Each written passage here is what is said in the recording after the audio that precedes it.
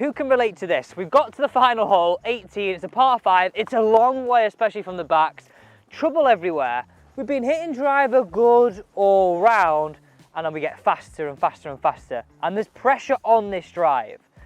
We hit a bad one, we lose our score, the score is gone. Now in today's video, I'm going to be talking to you about sequence of the golf swing, how the arms, how the body all work together. So you get to holes like this, you can swing easy, but still produce tons and tons of power. Now today we're answering this question from California Travel Videos. They're saying, okay, here's some thoughts. I hope you're not sorry I asked, lol. I'm not, I'm really want to help you.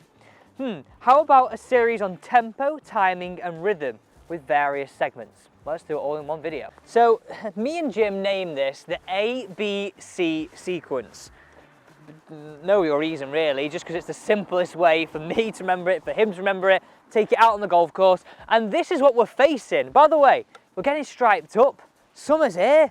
Look at that, how much better it is looking.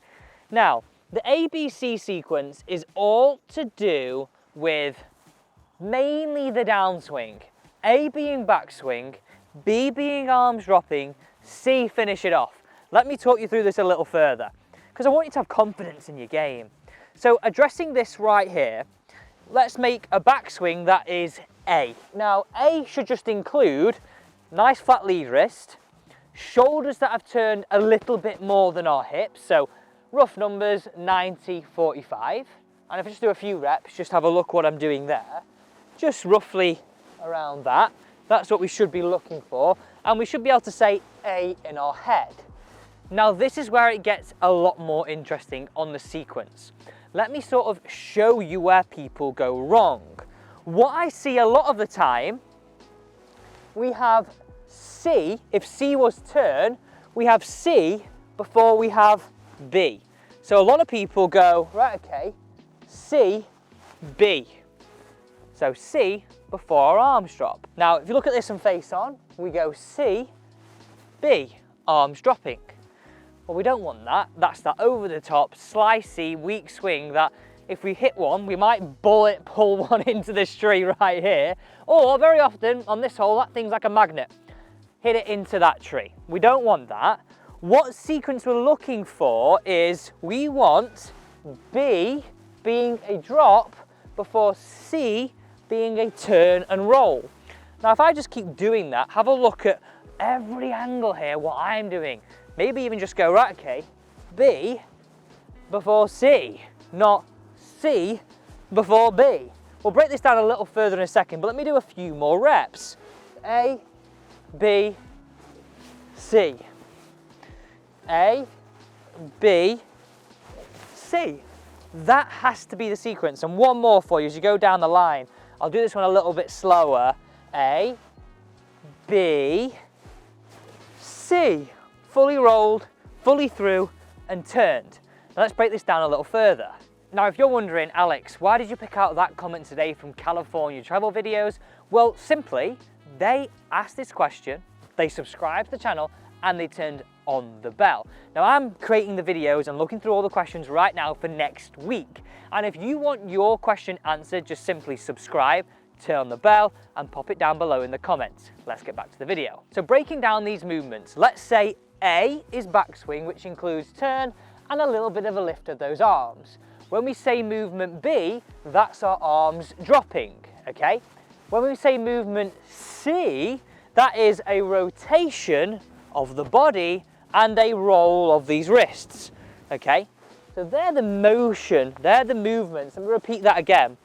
A being a turn and a lift of the arms, B being a drop only, C being a turn and a roll of those wrists.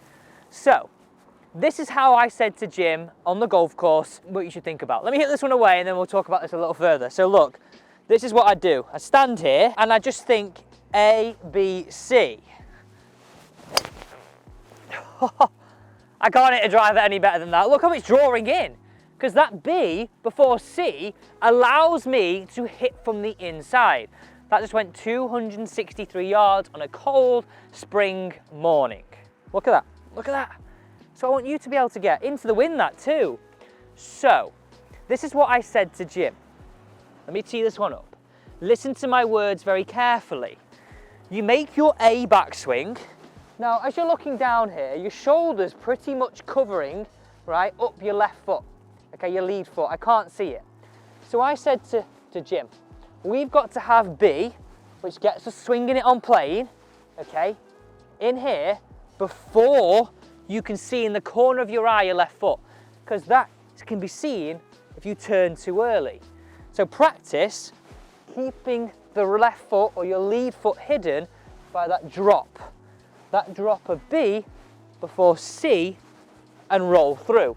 That's exactly how I want you to think about it and how I said to him to think about it. So picture it, you've just finished 17, good score in your hand. This is the sequence you need so you don't lose control. In fact, do this on any tee. This is your pre-shot routine from now until you finish playing golf this season, or actually finish playing golf in general. So we go A, B, practice that drop. Now look at my right arm's extending. My wrists are starting to work over. That is our B sequence. Now at this point, remember that point, I can't see my lead foot. Then the C we add in with the turn. Pre-shot routine that, exaggerate it for 1 rep. Second one, bit more flow to it. You know what's crazy? When I drop it, you don't even see it at full speed, right? But you exaggerate it to get that feeling in your own mind. You walk over to your golf ball, you just think A, B, C, cover up the left foot. It couldn't be any easier to swing from the inside and hit that draw.